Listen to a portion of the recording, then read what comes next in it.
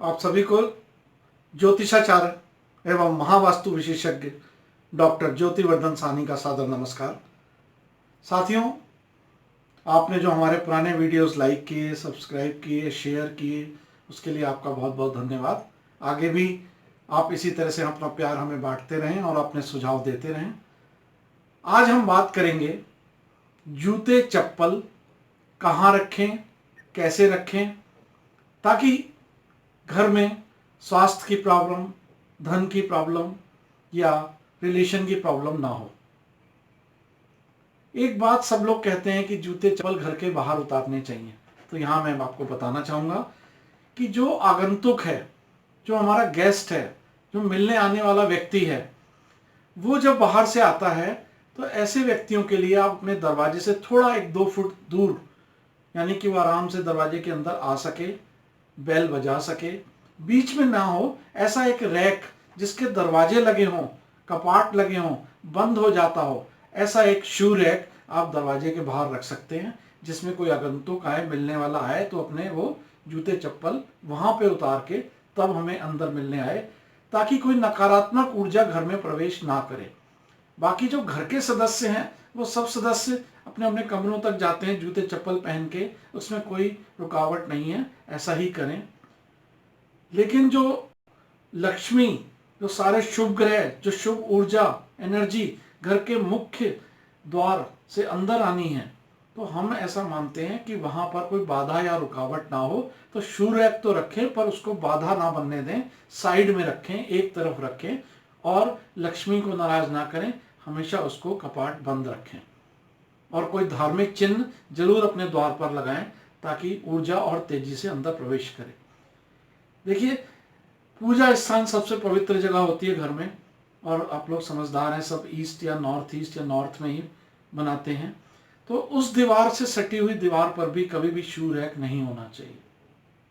इसी तरह से ऐसा माना जाता है जो भोजन बनाने वाली गृहिणी है वो कभी भी जूते चप्पल पहन के भोजन ना बनाए। अगर रसोई में ना जाए जूते चप्पल पहन के तो ये तो बहुत ही अच्छी बात है, लेकिन कभी भी शू रैक को दीवार से रसोई की सटाकर ना रखें। ऐसा करने से भी वास्तु दोष हो जाता है। आजकल एक व्यक्ति के पास कई कई जोड़ी जूते होते हैं, चप्पल होती हैं। स्पोर्ट्स के लिए जा रहा है तो अलग उसके शूज़ हैं, ऑफिस जा रहे हैं तो अलग शूज़ हैं, पार्टी में जा रहे हैं अलग शूज़ हैं, चप्पल हैं। और घर में भी 2-3 तरह की चप्पल हो जाती है कि बाथरूम स्लीपर अलग है, मेरे रूटीन में चप्पल पहनने वाली अलग है। तो काफ़ी जूते चप्पल जोड़ी हो जाते हैं। अब हमें इसको कोई वास्तु दोष ना लगे इस हिसाब से रखना है। देखिए, जो चारों दिशाएं शुभ दिशाएं हैं, नॉर्थ, नॉर्थ ईस्ट, ईस्ट और साउथ ईस्ट, पूर्व, उत्तर पूर्व, उत्तर दिशा और आग्नेय दिशा, यहां पर गलती से भी कभी शू रैक ना बनाएं। इसके लिए अच्छी दिशा है कि आप साउथ वेस्ट में, यानी दक्षिण पश्चिम में, और नॉर्थ वेस्ट में, वायव्य कोण में आप अपने शूज रैक को बना सकते हैं, उसमें रख सकते हैं। लेकिन शू रैक बनाते समय एक बात का ध्यान रखिए कि उसमें जो खाने हैं वो 5 खाने से ज़्यादा ना हो, ज़्यादा हाइट तक रैक ना हो, उसके अंदर 2, 3, 4 हो, 5 से ज़्यादा बिल्कुल भी ना हो। कभी भी जो हमारी छत की ऊंचाई है उसके 1/3 से ज़्यादा ऊंचाई शू रैक की नहीं होनी चाहिए। ये नियम जरूर ध्यान रखें, नहीं तो वास्तु दोष अवश्य लग जाएगा।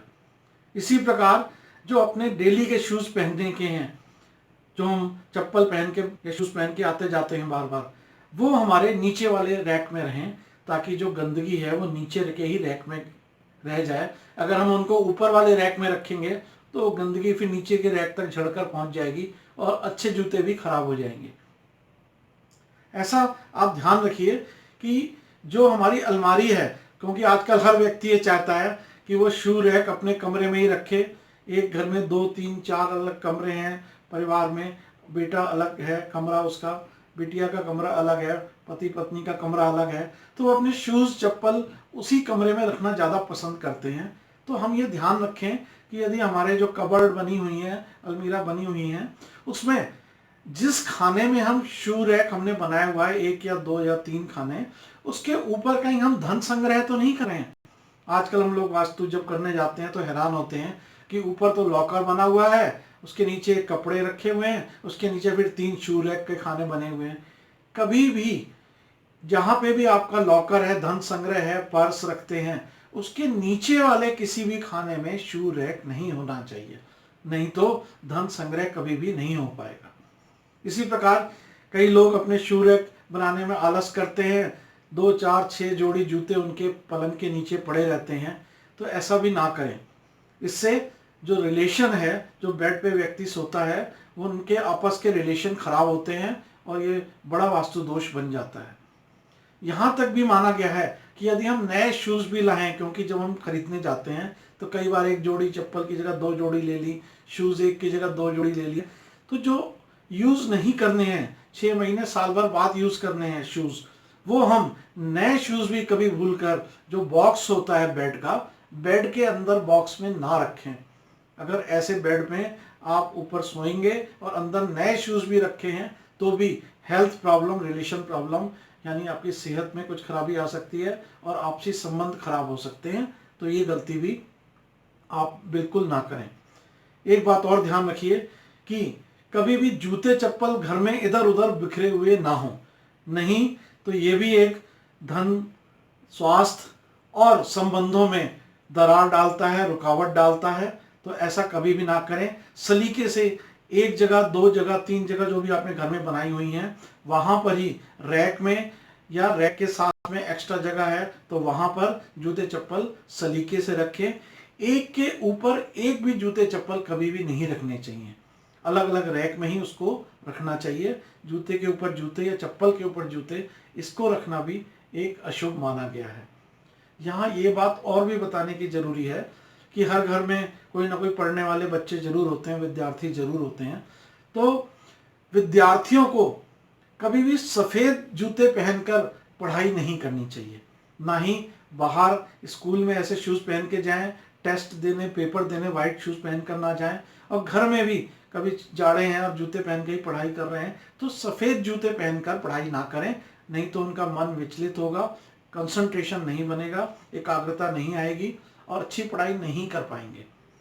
एक बात और आप यहाँ पे ध्यान रखिए कि जो शूज हैं आपके, वो टूटे हुए नहीं होने चाहिए। आजकल ये बहुत बड़ा प्रॉब्लम देखने में आ रहा है कि हमारे शूज में धागे निकल रहे हैं, कोई छेद हो गया है, आगे का मुंह खुल रहा है, फिर भी वो शूज यूज करते रहते हैं कि ठीक करा लेंगे, कर लेंगे, पहन लेंगे। और हम जब काम पे ऐसे शूज को, टूटे हुए शूज को, खराब शूज को पहन के जाते हैं तो हमें सफलता नहीं मिलती। स्कूल जब जाते हैं तो वहां हमें शिकायत का मौका मिलता है, हमारी विद्या सही से नहीं हो पाती है। तो कभी भी कोई भी जूते चप्पल यदि वो टूट रहे हैं, दरार आ गई है, क्रैक हो रहा है, धागे निकल रहे हैं और कोई छेद हो गया है, तो ऐसे जूते चप्पल को विदा कर दें। ऐसा भी देखने में आता है कि कई बार हमारा समय बदल चुका होता है, मॉडर्न टाइम में लोग लेटेस्ट चीज पहनना चाहते हैं, तो हमारे कोई पुराने जूते, 5, 7, 10 साल पुराने जूते हम पहन तो नहीं रहे हैं, वो टूटे हुए भी नहीं हैं, लेकिन वो घर में रखे हुए हैं। तो यहाँ हम कहना चाहेंगे कि अपने पुराने शूज को जो अनावश्यक रूप से घर में रखे हुए हैं उसका ढेर ना लगाएं, ऐसे जूते चप्पलों को विदा कर दें, किसी को दान दे दें। और देखिए, ग्रहों के हिसाब से देखें तो शनि ग्रह पैरों का कारक है, और जिन लोगों की शनि की दशा हो, शनि की 7.5 हो या कुंडली में शनि खराब हो, उनको ये सब बातें जो आपको बता रहे हैं जूते चप्पलों के बारे में बहुत ही ध्यान रखनी चाहिए। कई बार लोग कहते हैं कि हमारे यहाँ तो जूते चप्पल ऐसे ही रहते हैं, लेकिन कोई प्रॉब्लम नहीं आ रही है। तो जब आपकी शनि की दशा आएगी, 7.5 आएगी, और ऐसी समय में आपको जरूर शनि सजा देंगे, परेशान होंगे आप, तो आज ये गलती सुधारें, ऐसी गलती ना करें।